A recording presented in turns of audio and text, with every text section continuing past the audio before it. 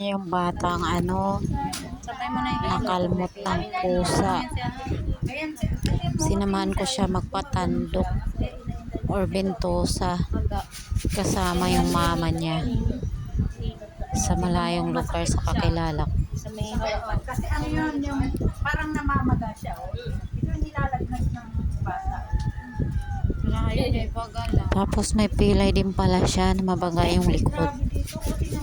Kaya guys, ingatan nyo yung na hindi kayo makalmot ng pusa o aso. Kasi mahirap talaga yung ganyan talaga.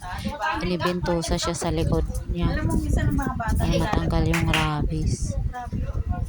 Kasama na yun. Alam mo yung ugat na namamaga. Hinihilot din siya ni ate.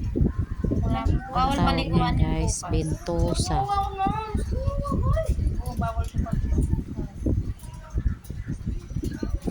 Wala silang baby. Nilalagnat na kasi siya.